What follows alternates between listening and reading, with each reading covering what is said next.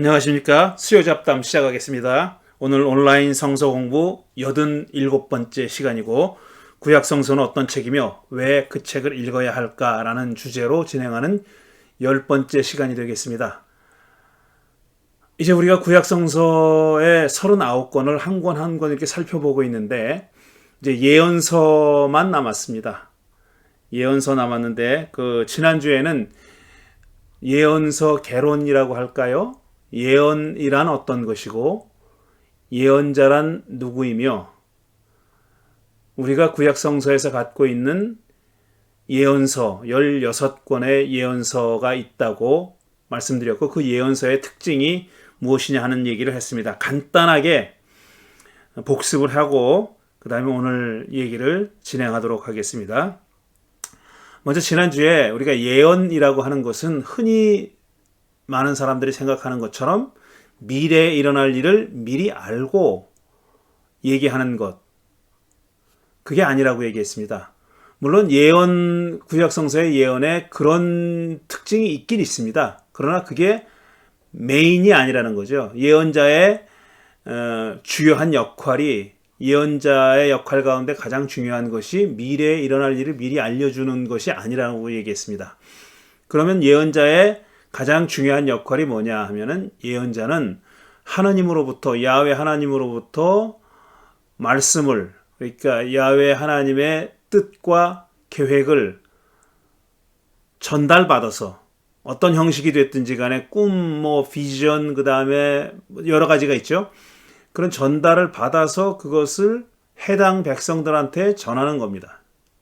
주로 예언의 수신자는 이스라엘 백성들이지만 이스라엘의 주변 종족이거나 에집트나 혹은 메소포타미아, 아시리아, 바벨론 같은 그런 제국인 경우도 있습니다. 많지는 않지만 말이죠. 그런 게 예언이고요. 그러니까 미래 일에 대해서 얘기하지만 그게 메인 어떤 잡이 아니라 메인 잡은 예언자의 메인 잡은 하나님으로부터 하나님의 뜻, 계획, 말씀을 받아서 백성들에게 전하는 역할을 하는 게 바로 예언자다라고 말씀했습니다. 그런데 이 예언이라는 현상은 고대 중동 문화권에서 그렇게 드문 일이 아니었다. 에집트도 메소포타미아도 가나안의 여러 종족에도 이런 예언자와 유사한 구약성서의 예언자와 유사한 역할을 하는 사람들이 있었습니다. 그런데 물론 차이가 있다고 말씀드렸어요. 근데 공통점이라고 할 수 있는 것, 그러니까 고대 중동 문화권에 있어서 예언 혹은 예언 현상의 공통점이라고 할 수 있는 건 뭐냐면은 어느 문화권에서나 이렇게 고대 중동 문화권에서는 신과의 소통이 중요한 역할을 했습니다. 그러니까 사람들이 자기들끼리 뭘 결정하고 자기들끼리 마음대로 살아가는 게 아니라 신과의 소통을 통해서 신들과의 소통을 통해서 신의 뜻을 알아보고 그 신의 뜻을 실현하는 것이 매우 중요한 그런 자리를 차지하고 있었어요. 그러니까 신들과 소통하는 방법을 발전시켰죠. 신들과 소통하는 다양한 방법들을 발전시켰는데 한 가지 꼭 주의해야 할 점은 뭐냐 하면은 그들도 알았던 겁니다. 그 담당자들이 그러니까 신들과 소통을 담당하는 담당자들이 자기들의 어떤 주관이나 자기들의 이해관계나 이런 것들을 개입시킬 여지가 있다는 걸 알았어요. 그래서 가급적이면 신과의 소통하는 방법에 있어서 인간적인 요소들을 제거하는, 최소화하는, 축소하는 그런 방법들을 개발해냈습니다. 그래서 가장 많이 사용된 방법이 자연현상을 관찰하는 방법이라고 말씀드렸습니다. 그리고 이런 일을 담당하는 사람들은 그냥 보통 사람이 아니라 어떤 특수한 훈련이나 교육을 받은 사람들이었고 주로 제사장 계층, 사제 계층에서 많이 나왔습니다. 이것과 구약성서의 예언자들과의 차이가 있는데 이게 뭐냐면 구약성서의 예언자들은 이런 특별한 어떤 교육이나 훈련을 받은 사람들이 아니라 영감을 받아서 그러니까 영을 받아서 카리스마를 받아서 예언자의 역할을 했던 데 반해서 메소포타미아 에집트의 예언자에 해당하는 그런 역할을 했던 사람들은 철저하게 교육과 훈련을 통해서 양성된 사람들입니다.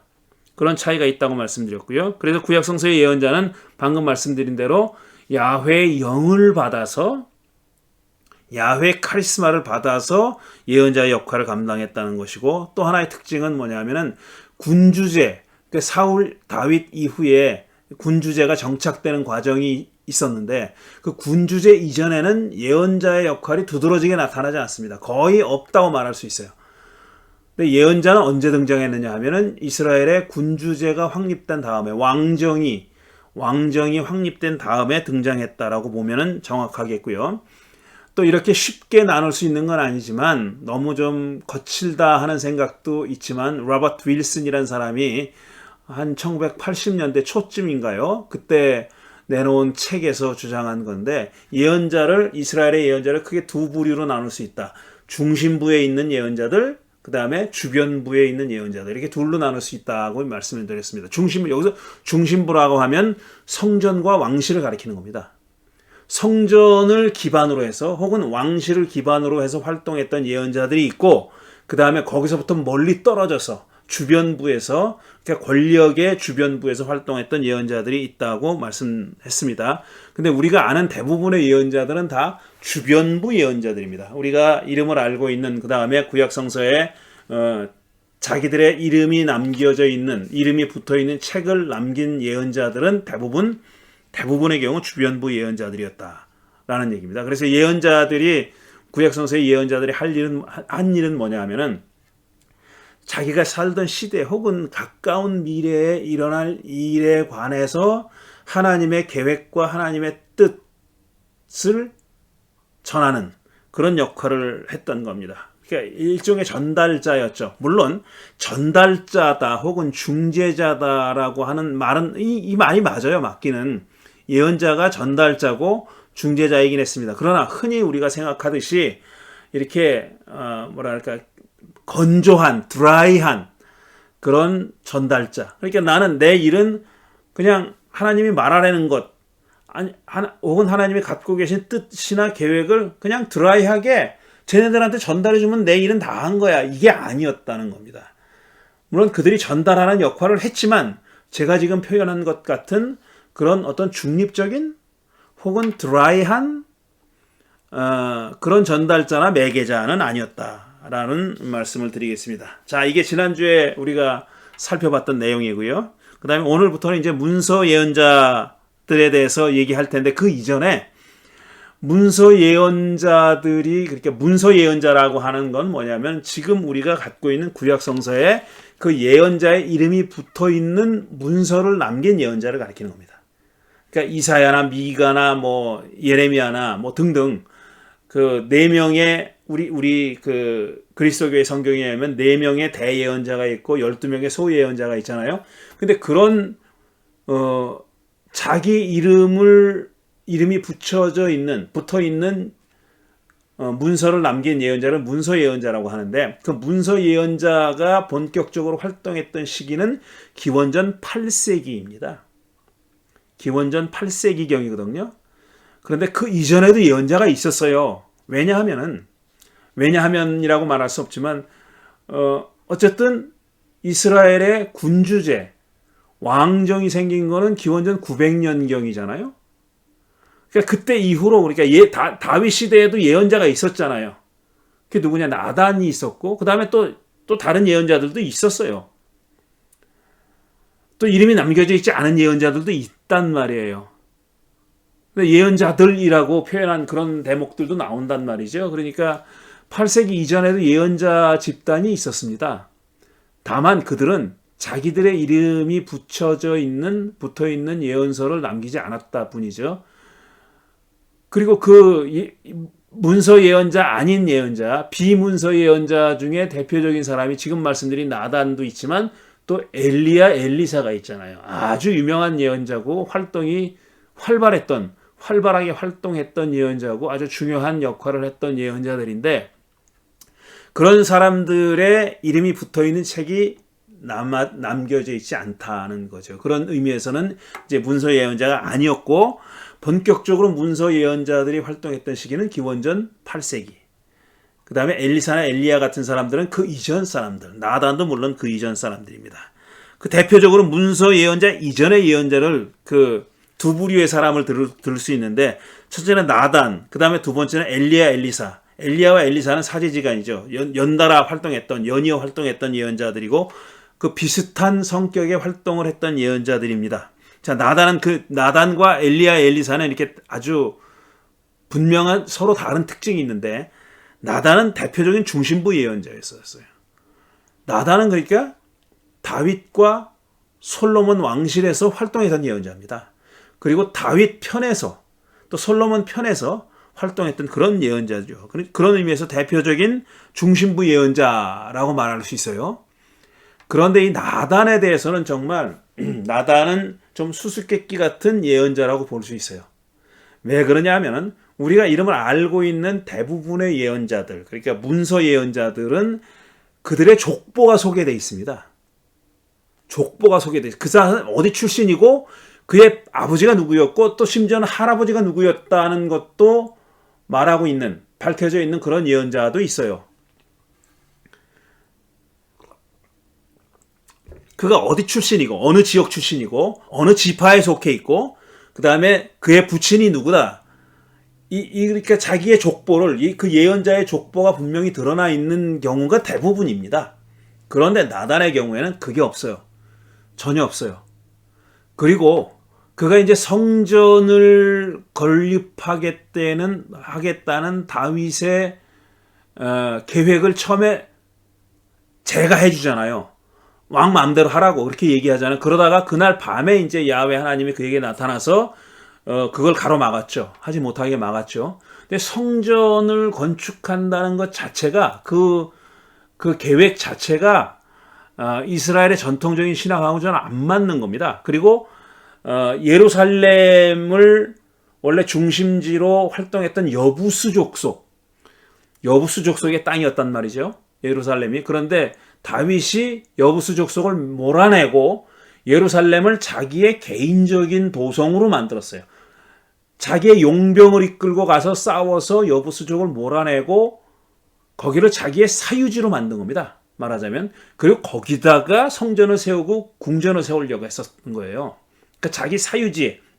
그 말은 무슨 말이냐면은 땅은 기본적으로 야훼 하나님의 것이고 지파들은 하나님의 어떤 선물로서 땅을 분배받아서 거기서 농사를 져서 생존을 이어가는 거잖아요. 그러니까 땅은 나의 것이다. 하나님이 분명히 말씀하셨어요. 땅은 어떤 개인의 것이 아니고 어떤 가족의 것도 아니고 지파의 것도 아니고 땅은 전적으로 하나님의 것인 겁니다. 그게 이스라엘 사람들의 전통적인 땅의 신학이에요. 그런데 다윗은 예루살렘을 그렇게 야훼께 귀속시키지 않았어요. 자기 것으로 만들었어요. 그리고 자기 용병을 이끌고 가서 자기의 개인적인 도성으로 만들고 거기서 성전과 왕궁을 짓고 왕조를 건설했던 겁니다. 그걸 가능하게 했던 예언자가 나단이잖아요. 그리고 제사장으로 보면은 사독이고, 사독과 같은 시대에 다윗의 왕실에서 활동했던 아비아달이라는 제사장은 이스라엘의 전통적인 어떤 그 예배, 전통적인 이스라엘의 신학, 이스라엘의 제의, 이걸 관장하던 사람이에요. 근데 사독은 이 사람도 근본이 좀 불분명한 사람인데, 나단처럼 사독은 아마도 여부스 계통의 제사장이었다고 생각하는 사람들이 많이 있습니다.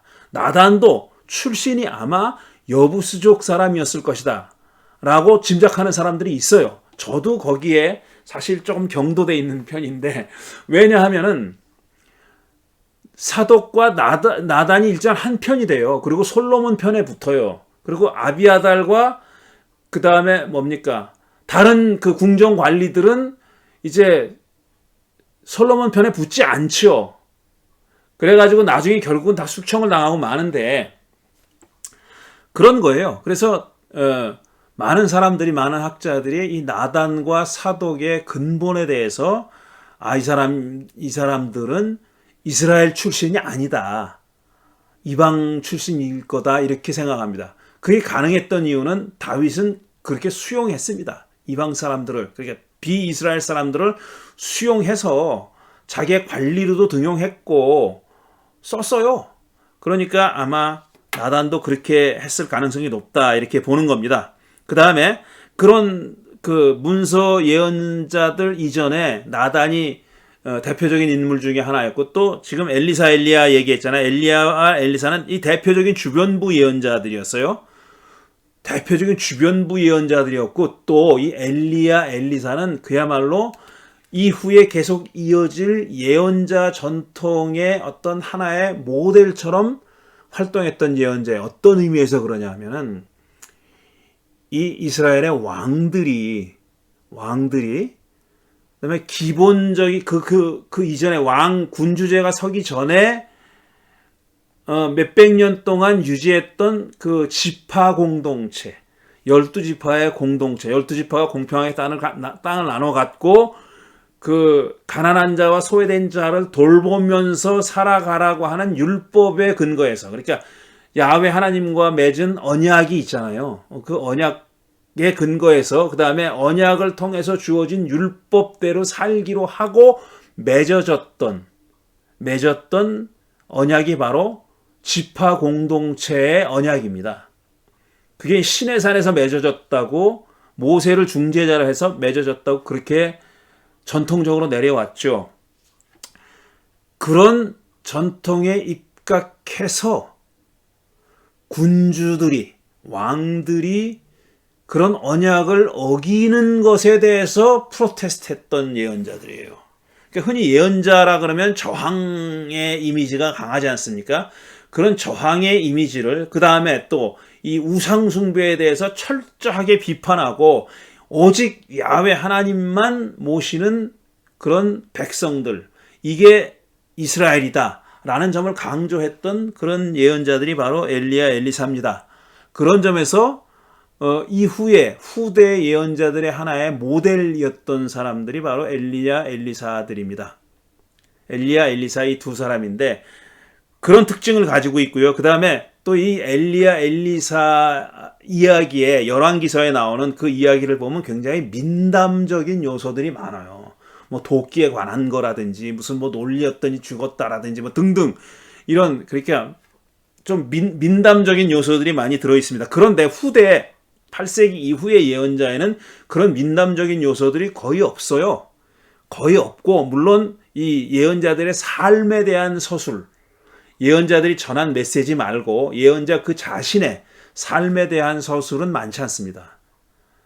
그렇기도 하지만 그런 점에서 엘리야 엘리사와 달라요. 엘리야 엘리사는 그가 전하는 메시지보다는 그의 삶의 궤적, 삶의 그 이야기들이 더 많은 그런 예언자들이죠.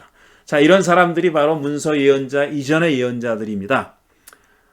그리고 말씀드렸듯이 문서 예언자라고 하면 기원전 8세기에 시작됐다고 보면 좋겠어요. 가장 대표적인 기원전 8세기 예언자, 보통 우리가 8세기 예언자라고 이렇게 부르는데 대표적인 8세기 예언자가 네 사람이 있어요. 아모스, 호세야, 미가, 이사야. 아모스, 호세야, 미가, 이사야. 이 네 사람이 대표적인 기원전 8세기 예언자인데, 단 이사야서는 굉장히 길잖아요. 66장까지 있는 긴 책이잖아요. 근데 이사야서는 나중에, 그러니까 40장 이하는 1장부터 39장은 정말 역사적인 예언자, 히스토리칼 이사야, 그러니까 역사적으로 기원전 8세기에 살았던 예언자인 이사야 시대에 맞는 그런 서술이에요. 메시지가. 그런데 40장 이후에는 그 시대와 안 맞아요. 기원전 8세기라면은 아직 북왕국 이스라엘도 멸망하기 전입니다. 북왕국 이스라엘은 8세기 마지막 부분에 멸망하잖아요. 721년이니까. 8세기 후반부에 가서 아시리아에 멸망하는데, 이 이사야가, 역사적 이사야가 살았던 시기는 그 이전입니다. 그러니까 분단 왕국 시대에 살았던 거예요. 남왕국 유다와 북왕국 이스라엘이 분단된 시대에 살았던 예언자입니다. 이사야가.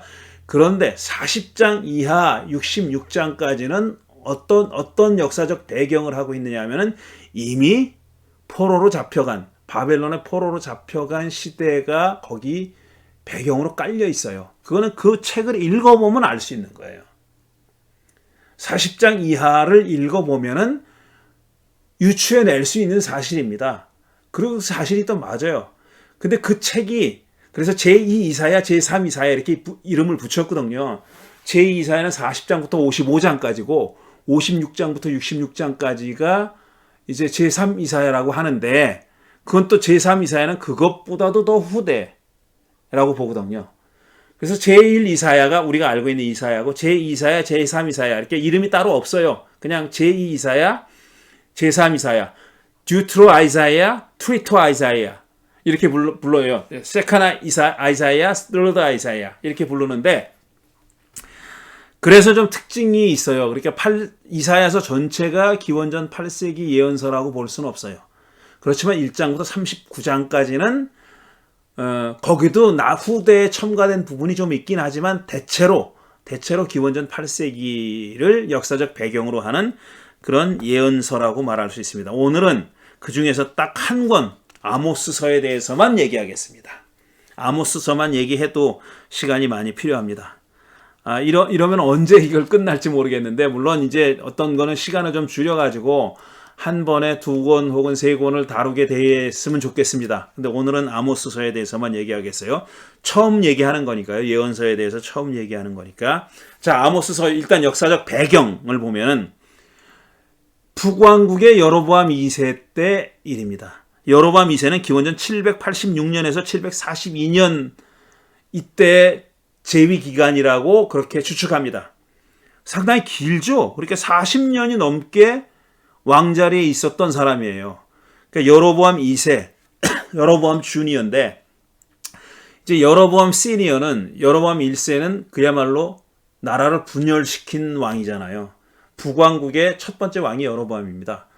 남유다의 첫 번째 왕은 르호보암이고요. 그런데 이 여로보암 2세는 그 이름을 따서 분단시킨 첫 왕의 이름을 따서 지은 겁니다. 기원전 786년에서 742년 그때 활동했던 예언자가 바로 아모스라는 거예요. 그 시대에서 활동했던 예언자. 그런데 이 여로보암 시대의 특징은 뭐냐면은 상대적으로 굉장히 번영을 누렸던 시기입니다. 그러니까 굉장히 붐업이 됐던 시대예요. 경제적으로도 뭐 여러 가지 요인이 있지만 굉장히 넉넉하고 상대적으로 다른 시기에 비해서 굉장히 풍요롭고 넉넉하고 이렇게 잘 살던 그런 시대였었어요. 그런데 그런 시대에 또 역설적으로 양극화가 굉장히 극심했다는 겁니다. 그러니까 그렇게 풍요로운 부가 모든 사람들에게, 모든 북왕국 이스라엘 백성들에게 적절하게 공평하게 잘 분배되지 않았고 소수의 권력자들의 손에 들어갔던 그런 시대. 그래서 양극화가 매우 극심했던 시대였어요. 그러니까 부자들은 굉장히 큰 막대한 부동산을 소유했던 시대인데 그들이 어떤 과정을 거쳐서 그 막대한 부동산을 소유하게 됐냐 하면 가난한 사람들 것을 빼앗아서 그렇게 된 거예요. 북이스라엘이 무슨 정복 전쟁을 벌여서 영토가 늘어나서 그렇게 된 게 아니라 소수의 부자들이 대부분의 가난한 사람들, 그러니까 양극화가 굉장히 심하게 진행되어서 없는 사람들은 점점 더 가난해지게 되니까 그들은 이제 빚을 얻을 수밖에 없었고 그 빚을 자기들의 대가족이 가지고 있는 땅을 그러니까 소유도 아니고 사실상 야훼 하나님의 것을 점유하고 있던 그 땅을 부자들에게 넘길 수밖에 없었던 거예요. 아시겠지만 이렇게 저 땅을 잡아도 안식년 혹은 희년엔 돌려줘야 됐잖아요. 그런데 물론 그 희년이 오지도 않았겠지만 아직 그런 시대가 됐는지 어쨌든 희년이 됐는지 어쨌든 그런 기록은 없으니까 우리가 알 수 없는데 어쨌든 그 땅들을 소수의 부자들이 다 갖게 된 거죠. 그리고 그 땅만 빼앗은 게 아니라 이 부자들은 고리대금업을 했다는 거예요.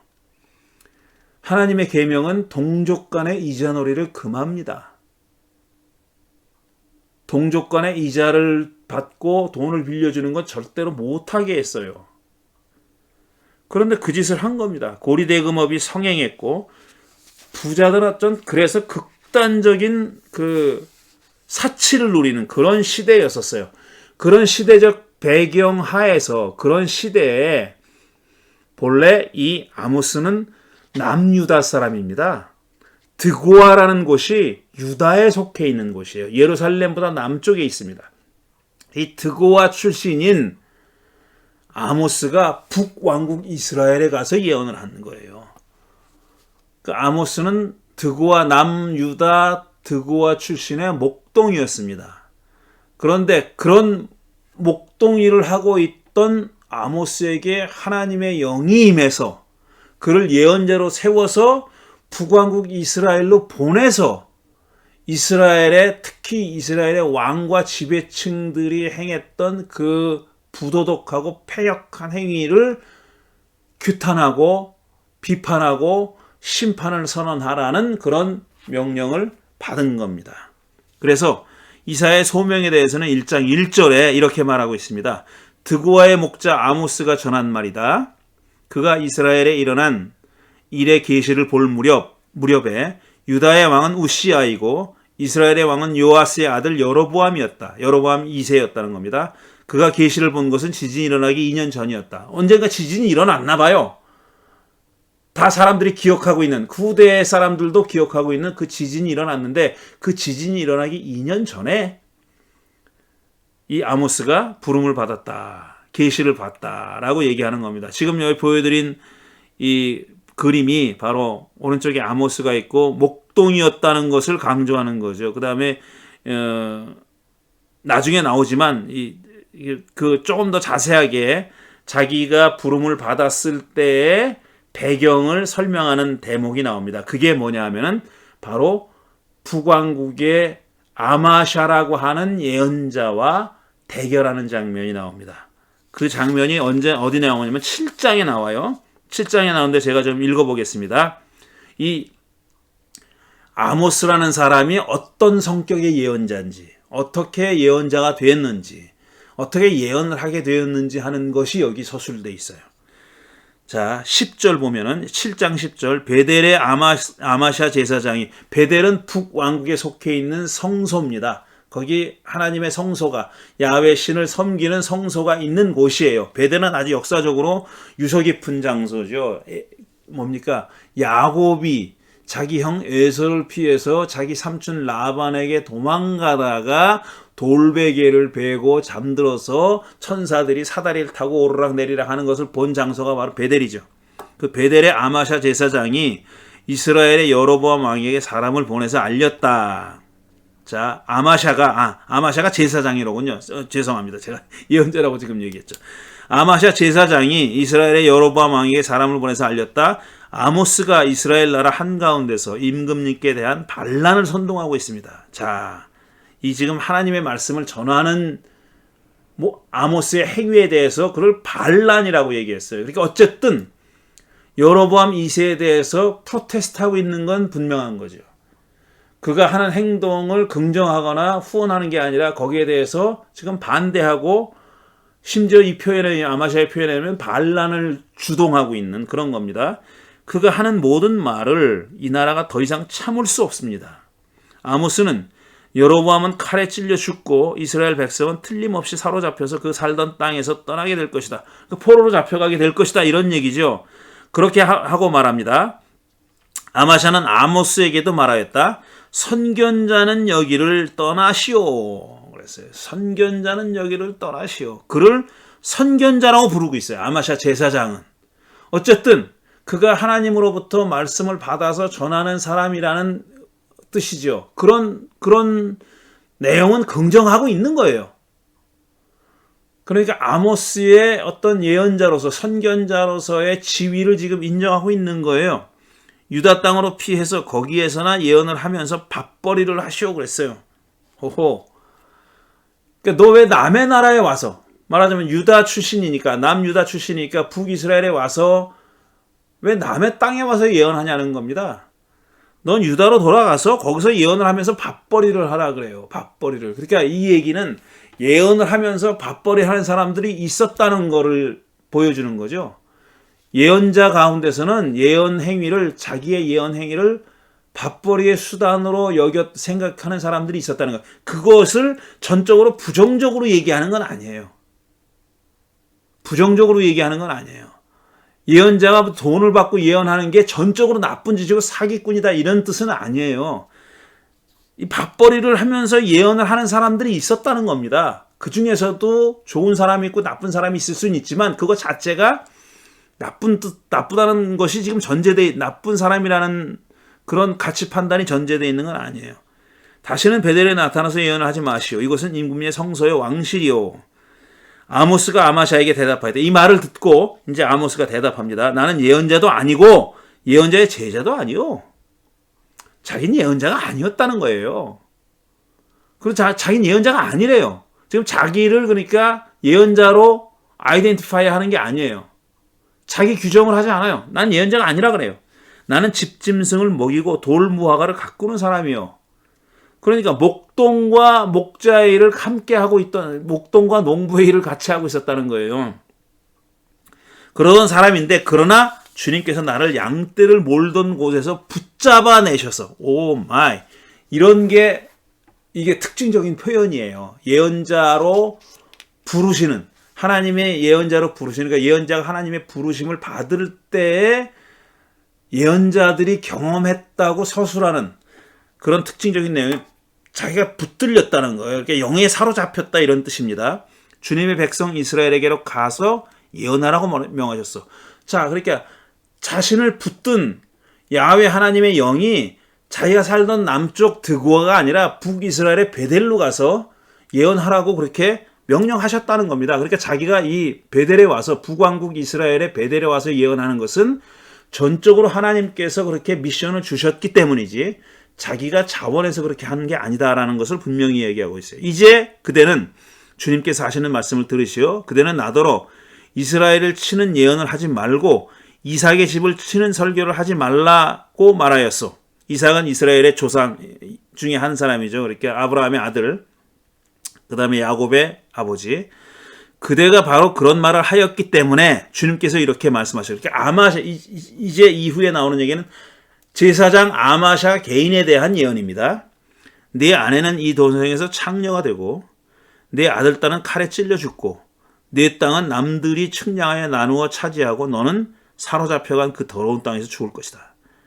이스라엘 백성은 꼼짝없이 사로잡혀 제가 살던 땅에서 떠날 것이다. 그랬어요. 그러니까 아마샤가 이런 아주 비참한 처지에 놓일 거다라고 예언한 겁니다. 물론 이 내용은 미래에 일어날 일에 대한 내용이에요. 그러니까 제가 예언자가 미래에 일어날 일에 대한 예언도 합니다. 그러나 그게 메인 잡이 아니라고, 주된 역할이 아니라고 말씀드렸잖아요. 이렇게 미래에 일어날 일에 대한 예견을 섞어서 얘기합니다. 그렇지만 정말 중요한 것은 지금 하나님이 이 아마샤나 혹은 북왕국 이스라엘에 대해서 가지고 계시는 계획, 그 다음에 그들에게 전하려고 하는 메시지, 그걸 전하는 사람이 바로 예언자인 겁니다. 자, 이렇게 예언자로서 이 아모스가 어떻게 부름을 받았는지 하는 과정을 지금 우리가 설명하고 있는 겁니다. 첫 번째 1장 1절은 어떤 왕이 어떤 시기에 그렇게 됐다는 거고, 자기가 사실은 목동이요 또 농부였는데 자기의 의사와 상관없이 하나님의 영이 자기를 붙잡아내셔서 예언자로 세웠고 북왕국 베델로 파송하셨다라는 얘기를 하고 있는 겁니다. 자, 그러면은 이 자기가 할 일에 대해서 아모스가 또 이렇게 표현한 아주 유명한 인상적인 구절이 있습니다. 자기가 예언자로서 왜 예언을 하게 됐는가 하는 그런 내용을 표현하는 겁니다. 그게 어디냐면 3장 3절부터 8절이에요. 오늘 주로 이제 이 아모스에 있는 아모스의 구절들을 읽어볼 겁니다. 읽어보면서 어떤 내용이 들어있고 또 예언자가 왜 이렇게 행동을 하고 이렇게 말씀을 전했는지 하는 것을 살펴볼 거예요. 그리고 야훼 하나님이 예언자 아모스를 통해서 북왕국 이스라엘에 대해서 갖고 계시던 계획과 전하려고 하는 말씀이 무엇인지 하는 것을 살펴보려고 하는 겁니다. 그게 바로 예언서를 이해하는 그런 가장 좋은 길입니다. 자, 3장 3절부터 8절에 이런 구절이 있습니다. 두 사람이 미리 약속하지 않았는데 그들이 같이 갈 수 있겠느냐? 자, 두 사람이 길을 간다면은 서로 약속이 있어서 가는 거다라는 겁니다. 그러니까 자기와 하나님도 그런 관계에 있다는 겁니다. 말하자면 의기투합이 됐다는 거예요. 어쨌든 뜻을 함께 하게 됐다라는 얘기입니다. 사자가 먹이를 잡지 않았는데 숲속에서 부르짖겠느냐. 자, 사자가 아주 큰 소리로 부르짖을 때는 뭔가 먹이를 잡았을 때 그렇게 한다는 겁니다. 젊은 사자가 움켜잡은 것이 없는데 굴 속에서 소리를 지르겠느냐. 그렇게 하지 않는다는 겁니다. 움켜잡았을 때 그렇게 하는 거죠. 덫을 놓지 않았는데 새가 땅에 놓인 덫에 치겠느냐. 그럴 리가 없죠. 덫이 있으니까 치이는 거죠. 아무것도 걸린 것이 없는데 땅에서 새 덫이 튀어오르겠느냐. 그럴 리가 없죠. 성읍 안에서 비상나팔이 울리는데 사람들이 두려워하지 않겠느냐. 비상나팔이 울리면 무슨 일인지는 몰라도 두려워한다는 겁니다. 그거는 무슨 큰일이 닥친다는 얘기니까, 또 위험한 일이 닥친다는 얘기니까, 어느 성읍에 재앙이 덮치면 그것은 주님께서 하시는 일이 아니겠느냐. 참으로 주 하나님은 당신의 비밀을 그 종 예언자들에게 미리 알리지 않고서는 어떤 일도 하지 않으신다. 자, 이게 이제 관건입니다. 하나님은 무슨 어떤 계획을 가지고 무슨 일을 하실 때 반드시 그의 종 예언자들을 통해서 그 계획을 알려주신다는 거예요. 마른 하늘의 날벼락처럼 아닌 밤중에 홍두깨처럼 갑자기 어떤 전조나 예고도 없이 미리 알리는 일 없이 무슨 일을 도모하시지 않는다. 일으키시지 않는다라는 겁니다. 야훼 하나님 무슨 일을 하시려고 하면은 하실 때는 반드시 당신의 종 예언자를 통해서 그런 일을 하려고 한다고 알려준다는 거죠.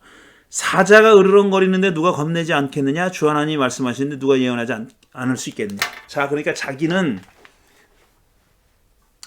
하나님의 음성을 어떤 식으로 들었냐면, 어떻게 비유하냐면 사자가 으르렁거리는 걸로 지금 비유하는 거예요.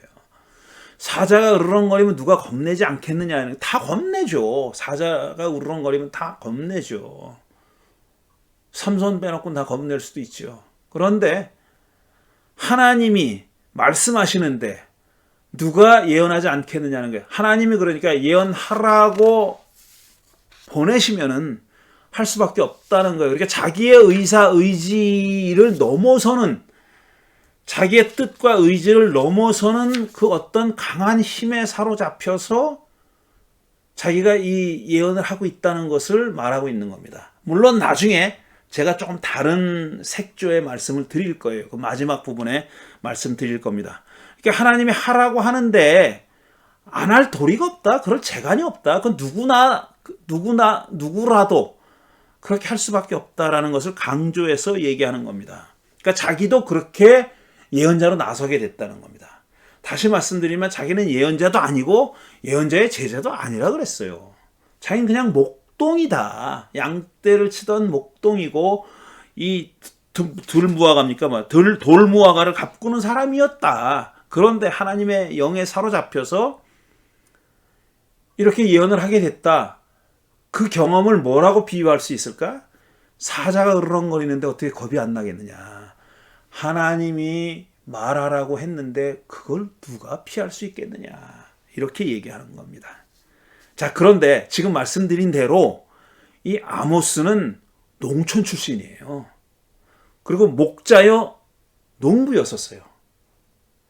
그렇기 때문에 상대적으로 예루살렘 같은 대도시, 베델 같은 대도시에 비교해서 전통적인 가치관, 그러니까 야훼 신의 산에서 맺은 지파 공동체가 12지파 공동체가 시내산에서 야훼 하나님과 맺은 언약, 그 언약을 통해서 주신 계명을 지키는 한에서 야훼 하나님은 이스라엘의 하나님이 되고 이스라엘은 야훼 하나님의 백성이 된다고 했던 바로 그 언약.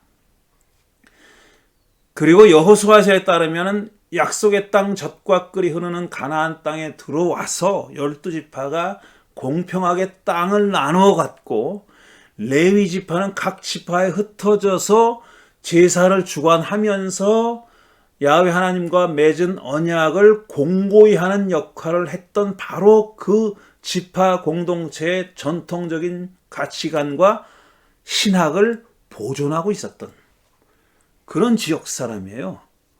그러니까 아모스는 그런 지파 공동체의 전통과 관습을 보존하고 있는 그런 가치관의 소유자였는데, 그런 신학의 소유자였는데, 지금 베델이라고 하는 북왕국의 거대 도시, 큰 도시, 중심지, 성소가 있는 야훼 하나님의 성소가 있는 바로 거기 와서 군주제 이후에 형성된 또 다른 가치관과 신학, 지파 공동체의 신학과는 상당히 대별되는 다른 그런 가치관과 신학과 대결하고 있는 겁니다.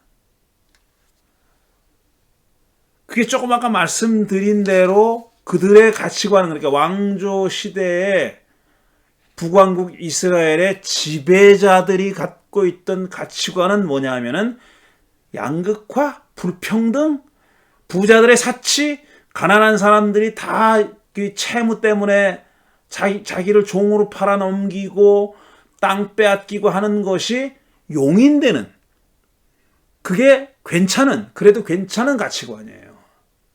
그것과 대결하고 있는 거죠. 그것과 대결하고 있는 거예요.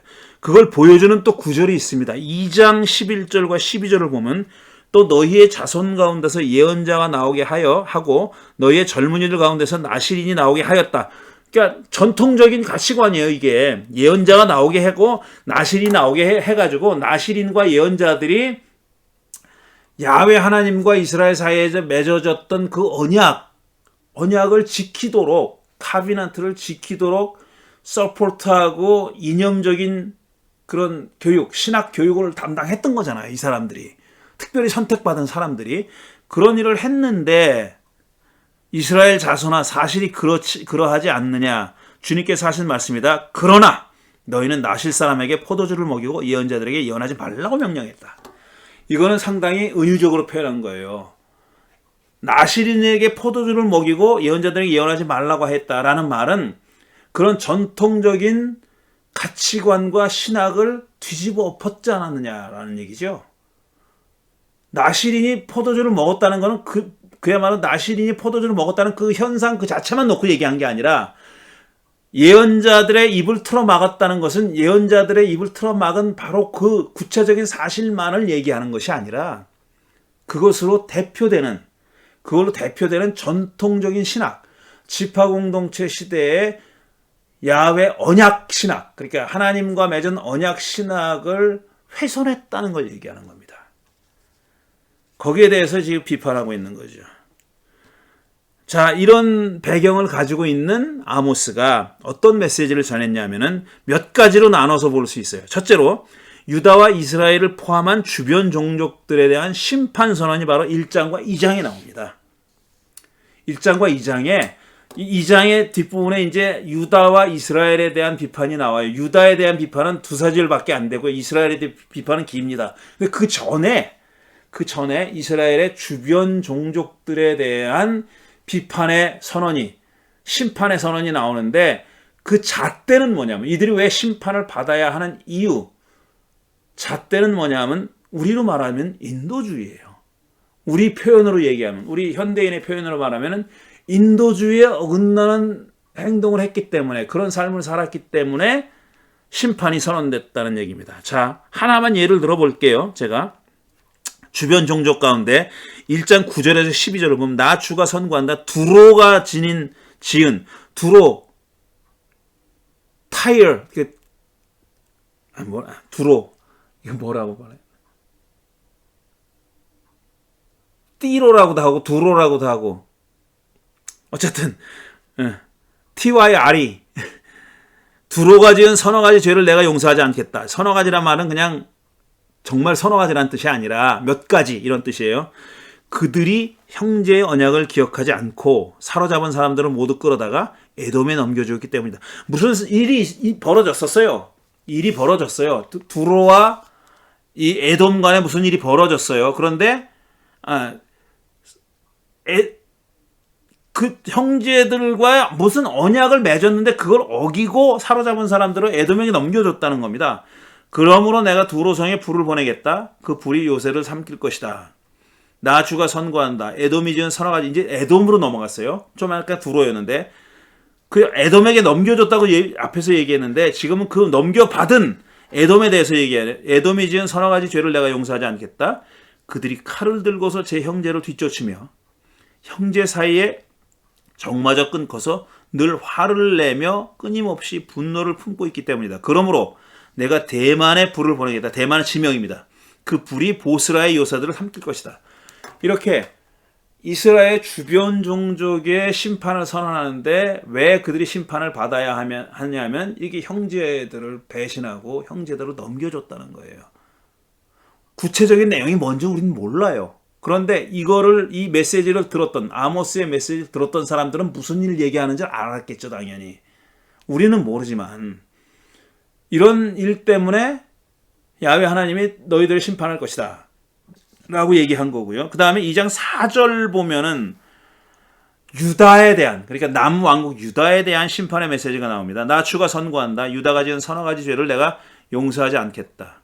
그들이 주의 율법을 업신여기며, 자, 이거는 굉장히 앞에 얘기보다 상당히 이스라엘적이죠. 앞에는 뭐 율법이나 계명이나 뭐 언약이나 이런 얘기가 안 나오잖아요. 형제를 남겼지 않느냐 네가 이렇게 나오는데 유다는 구체적으로 율법을 업신여겼다 그랬어요. 토라를 업신여겼다. 하나님의 토라를 업신여기고 내가 정한 율례를 지키지 않았고 오히려 조상이 섬긴 거짓 신들에게 홀려서 그릇된 길로 들어섰기 때문이다. 우상을 숭배했다는 거예요. 다른 신을 섬겼다는 겁니다. 유다가. 그러므로 내가 유다에 불을 보내겠다. 그 불이 예루살렘의 요새들을 삼킬 것이다. 이런 일이 벌어질 것이다 라고 얘기한 거예요. 물론 아모스 시대로부터 훨씬 후대에 이런 일이 벌어지긴 했죠. 거의 200년, 150년 후에 벌어진 거죠. 자, 그 다음에 이스라엘에 대한 선고가 또 있습니다. 이거 좀 길어요. 나 주가 선고한다. 이스라엘이 지은 서너 가지 죄를 내가 용서하지 않겠다.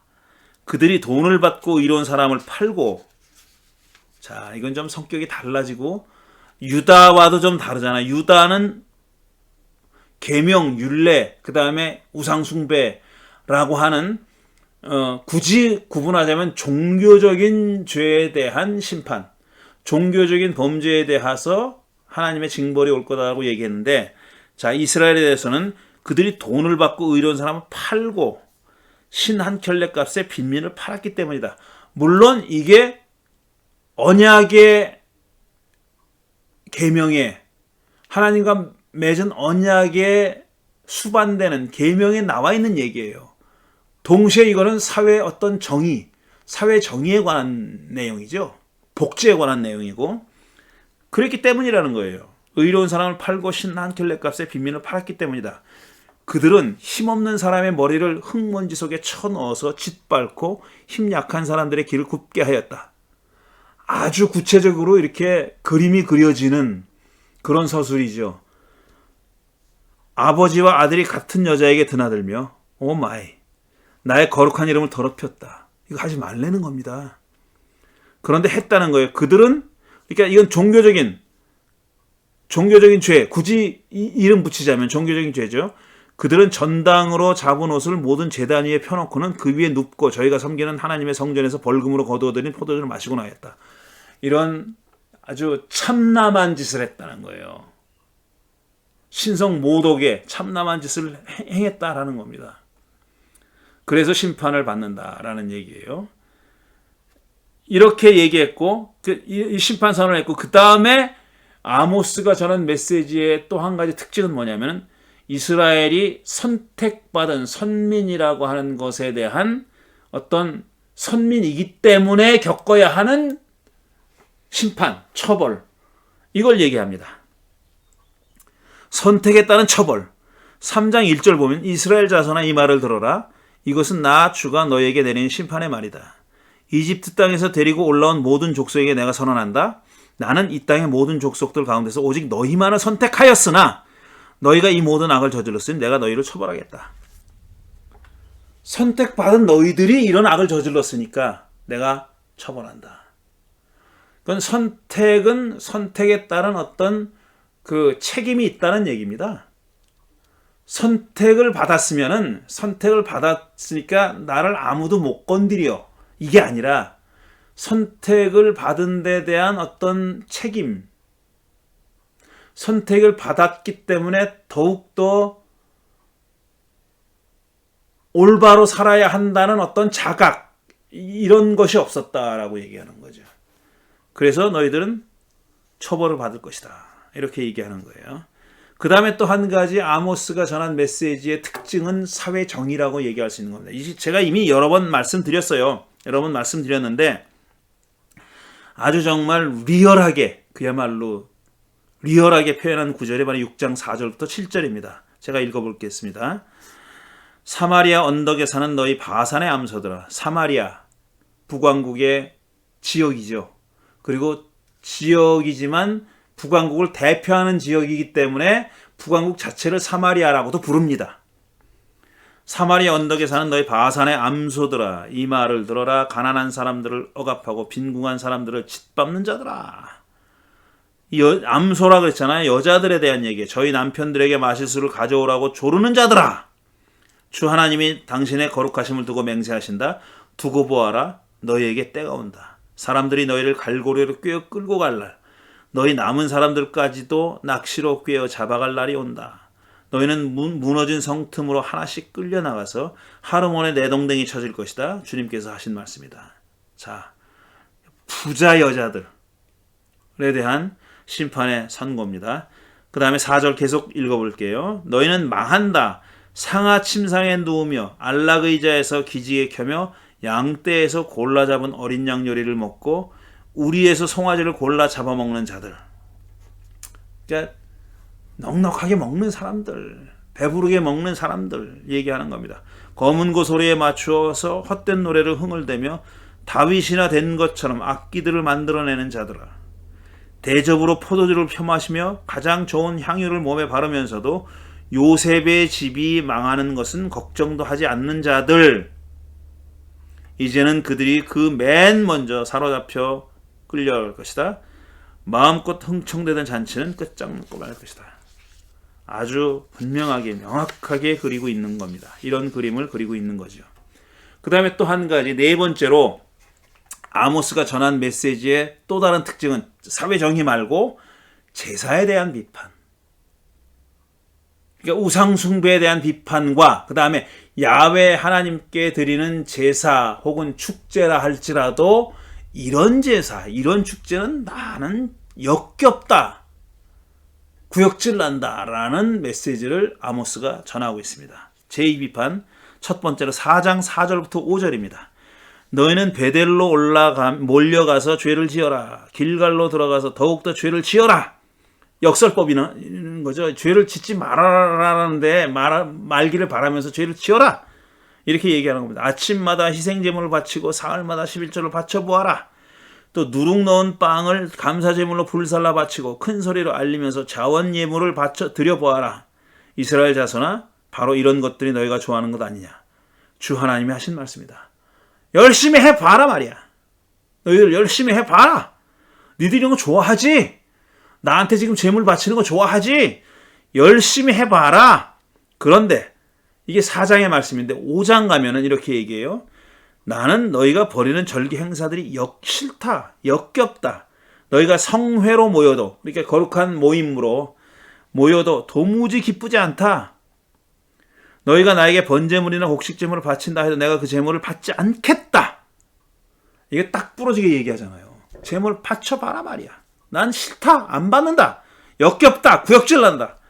너희가 화목제로 바치는 살찐 짐승도 거들떠 보질 않겠다. 시끄러운 너희 노래소리를 나의 앞에서 집어쳐라.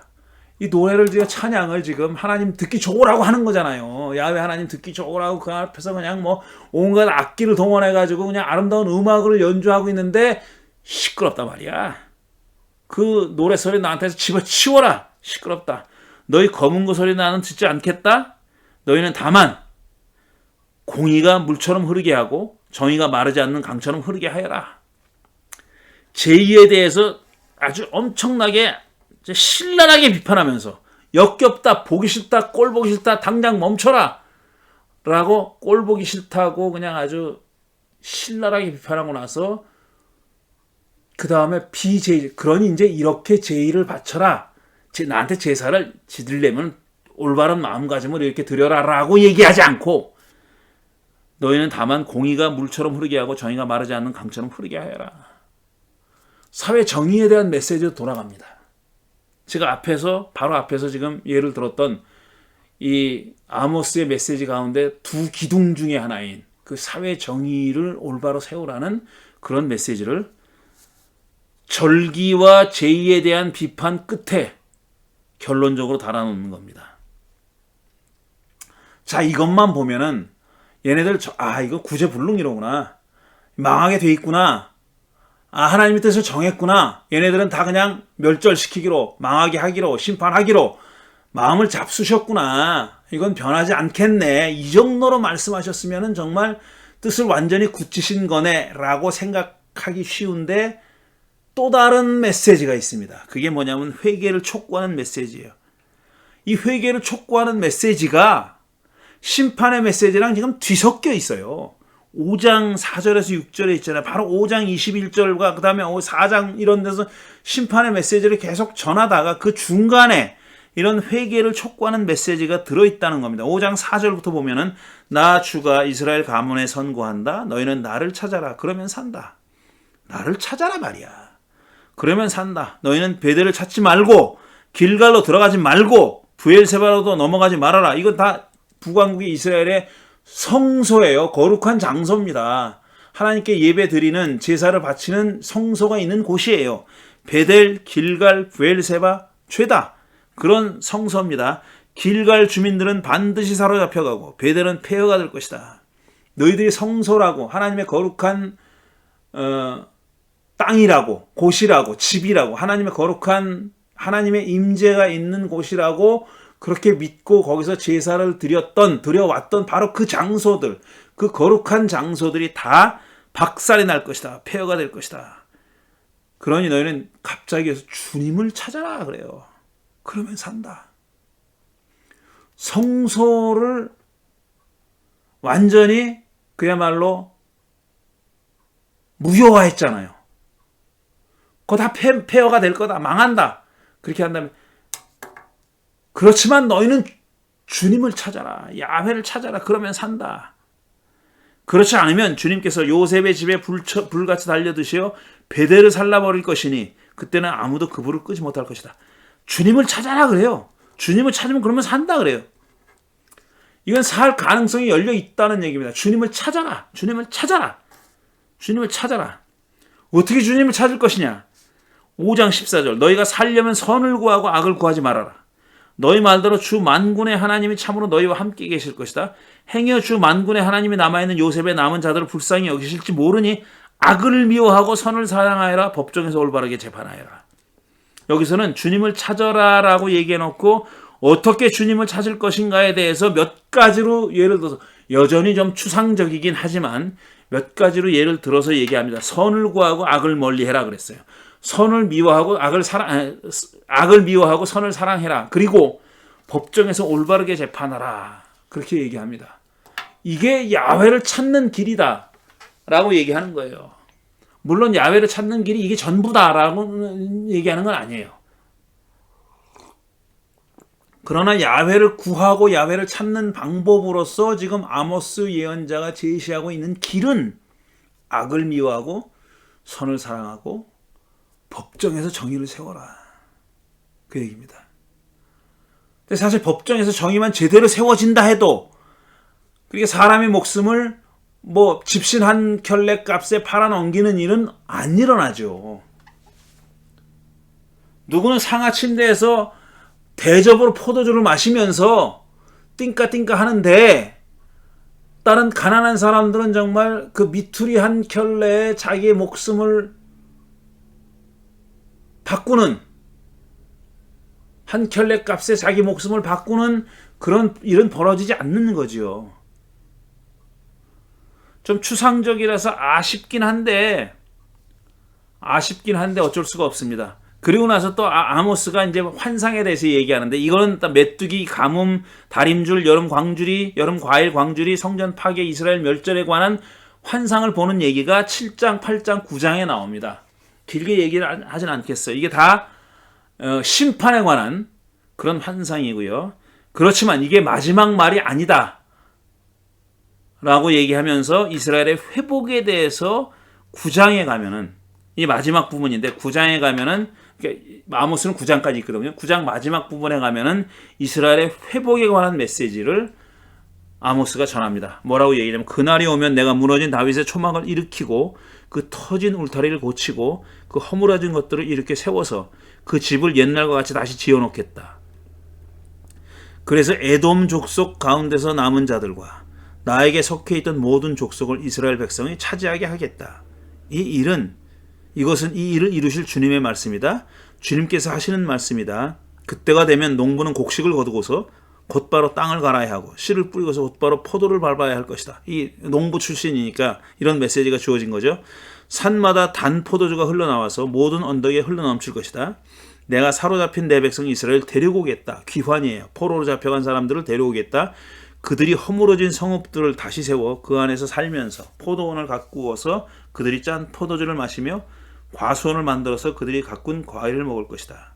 내가 이 백성을 그들이 살아갈 땅에 심어서 내가 그들에게 준 이 땅에서 다시는 뿌리가 뽑히지 않게 하겠다. 주 너의 하나님이 말씀하신다. 이렇게 얘기했어요. 자, 여기까지 이제 아모스서에 담겨져 있는 내용들을 이제 주제별로 나눠서 좀 살펴봤습니다. 그런데 마지막으로 이 말씀만 하고 마치겠어요. 시간이 많이 갔으니까 이 말씀만 하고 마치겠는데, 자, 우리 흔히 어떤 많은 사람들이 예언자를 얘기할 때 어떤 하나님의 계획과 뜻과 말씀을 전달하는 중개자, 전달자, 뉴트럴하게, 중립적으로 이렇게 하나님이 말씀하신 것을 그대로 전달하는, 1.1획도 바꾸지 않고 그대로 전달하는 것이 예언자의 사명이라고 생각하고, 그걸 잘한 사람이 진짜 예언자고 참된 예언자고 훌륭한 예언자라고 그렇게 생각해 왔습니다. 아모스도 그랬어요. 사자가 울부짖는데 어떻게 두려워하지 않겠느냐. 하나님이 말씀하시는데 어떻게 예언하라고 하는데 어떻게 하지 않을 수가 있겠느냐, 이렇게 얘기했죠. 마치 사자가 으르렁거리는 것처럼 하나님이 예언하라고 불렀는데 어떻게 그 명령을 어기겠느냐, 이렇게 마치 수동적으로 하나님의 영에 사로잡혔다는 말도 그런 뉘앙스가 있는 거죠. 마치 수동적으로 하나님의 도구가 되어서, 하나님의 어떤 그 기계가 되어서, 극단적으로 얘기하면은 하나님의 도구나 기계가 되어서 하나님의 하라는 말을 그대로 1.1획도 변경하지 않고 전한 사람이 예언자라고 그렇게 착각하는데 그거 아닙니다. 그거 아니에요. 예언자는 제가 늘 여러 번 말씀드린 건데요. 예언자는 중요한 게 뭐냐면 예언자의 그 패션이에요. 패션. 예언자의 가슴에서부터 이렇게 뿜어져 나오는, 끓어오르는 그런 패션. 아브라함, 좌슈아, 요슈아, 헤쉘의 예언자들이라는 책을 명저로 쓴 헤쉘의 말에 의하면은 그 정념. 저는 정념이라는 말보다 역시 패션이라는, 외래어지만 영어지만 패션이라는 말이 더 좀 다가오는데, 제가 외래어를 사랑해서는 아니고 그건 아니지만 그 예언자의 그 패션을 우리가 잊어버리면 안 돼요. 그걸 간과하면 안 됩니다. 예언자는 어떤 그 징검다리가 아니에요. 그냥 객관적인 중립적인 징검다리가 아니에요. 전달자가 아니에요. 예언자의 패션은 어디서 나오는 거냐면은 하나님의 패션에 들어가 봤기 때문에 나오는 거예요. 하나님의 당신의 백성을 향한, 조금 더 광범위하게 얘기하자면은 이 창조 세계를 향한, 이방 민족을 포함해서 모든 민족, 만민을 향한 하나님의 패션. 그들이 제대로 살지 못하고 정의롭게 살지 못했을 때 하나님의 가슴 속에서 터져나오는 그 분노, 그 패션, 이걸 아는 사람이 예언자입니다. 그걸 어떻게 아느냐? 그 패션 안에 자기를 풍덩 담궜기 때문에 아는 거예요. 그 패션을 공유하고 있었던 사람이 예언자입니다. 그러니까 예언자가 말이죠. 예언자와 하나님은 그 같은 패션을 가진 두 존재예요. 그 패션으로 부른 겁니다. 하나님이 당신의 정념으로, 당신의 패션으로 예언자를 불러서 그 용광로 안에서 그를 다시 태어나게 만든 거예요. 저는 이렇게 생각해요. 이게 극단적으로 얘기하는 걸지도 몰라도 하나님이 예언자더러 그 당신의 패션에 담궈서 그를 당신의 패션으로 다시 빚어서 내놓은 이상 너 가서 이렇게 전해, 저렇게 전해 라고 말하실 필요가 없다고 생각해요. 그러니까 저는 예언자의 말은 전적으로 예언자의 말이다. 이건 하나님이 전하라고 딕테이션에서 준 말이 아니라 하나님의 패션을 전적으로 뜨겁게 경험했던 사람이었기 때문에 하나님이 그를 전적으로 신뢰하는 겁니다. 야, 얘는 더 이상 뭐 줄 게 없는 거예요. 그냥 알아서 하는 거예요. 알아서 하게 해도 믿을 수 있는 그런 사람이 전 예언자라고 생각해요. 그러니까 아모스는 왜 그가 이렇게 신랄한 심판의 메시지를 하나님의 이름으로 전할 수 있었느냐 하면은 그 하나님이 그걸 불러줘서가 아니라 그 하나님의 가슴 속에서 같은 패션을 받고 거기에 자신의 몸을 담궜고 그렇게 했기 때문이라는 겁니다. 그런 흔적을 우리가 이 아모스의 메시지에서 볼 수 있어요. 하나님이 얼마나 뜨거운 가슴을 가지고 있는지 하는 것을 보여준다는 겁니다. 시간이 많이 갔기 때문에 몇 가지를 더 제가 가지고 왔는데 그만하겠어요. 더 이상 하지 않겠는데, 그러니까 예언자 하나님의 패션, 그 다음에 그것을 같이 나누어 가졌던 예언자의 패션을 어떤 단순한 종교적인 체험, 어떤 무화경이 됐든 아니면 의식적인 체험이 됐든 그런 종교적인 체험으로 국한시키는 건 옳지 않다고 생각해요. 그거보다 더 큰 겁니다. 어떤 그냥 어떤 종교적인 경험, 무화경의 경험 이런 정도가 아니에요. 그건 전적으로 가슴으로, 전 인격으로, 전 존재로 떨어본 겁니다. 전율해 본 거죠. 전율했던 거예요. 그래서 뭐 야외의 소통이나 교제나 이런 말로 그런 요소들이 있지만, 예언자의 패션에 그런 요소들이지만 그런 것으로 다 담기지 않는, 그런 것으로 다 그런 정도의 작은 그릇으로 담을 수 없는 어떤 뜨거움, 그 정도의 그릇은 다 불태워버리고 말 것 같은 그런 뜨거움, 그런 패션, 그겁니다. 그거예요. 그래서 그가 예언자가 되는 거예요. 그래서 사자처럼 울부짖을 수 있는 거예요. 하나님의 패션이 그를 통해서 표현된 겁니다. 하나님의 분노가, 그리고 하나님의 어떤 그 뜨거운 애절한 마음이, 긍휼이, 애정이, 그냥 이스라엘만 생각하면은 정말 어쩔 줄 몰라 하는, 한편으로는 너무 아쉽고 섭섭하고 또 그래서 분노를 자아내지만 또 너무나 다른 한편으로는 정말 너무나 사랑스럽고 애달고 막 그래가지고 이 양가의 감정 때문에 오락가락하는 그런 하나님의 패션, 그 패션을 예언자가 나눠 갖고 지금 정의를 외치고 있는 거예요. 그러니까 정의는, 예언자가 외치는 정의는 한 걸음 떨어져서 상황을 이렇게 객관적으로 보고 요게 잘못됐네 이런 내용이 아닙니다.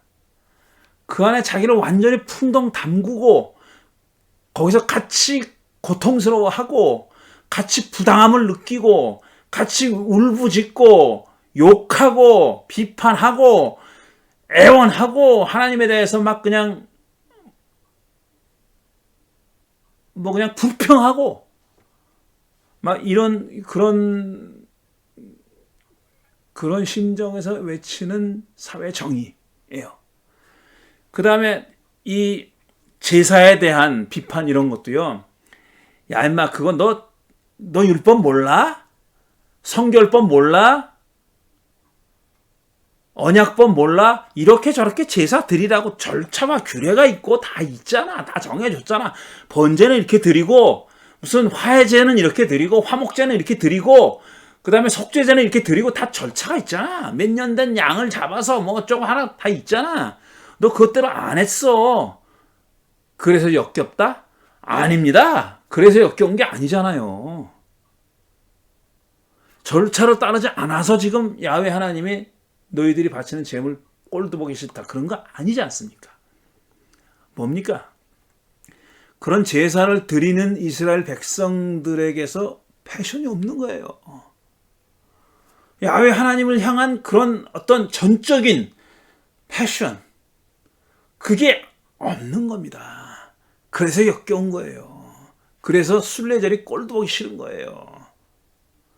왜? 그들에게서 하나님은 당신의 패션이 느껴지지 않으니까. 절차? 그따위 게 뭐가 중요합니까? 제물의 무슨 자격? 제물의 온전한 제물의 자격? 이런 거 문제 삼지 않잖아요. 지금 문제 삼는 건 뭐냐면은 순례절이 됐던 절기가 됐던 제사가 됐던 뜨거움이 없는 거예요.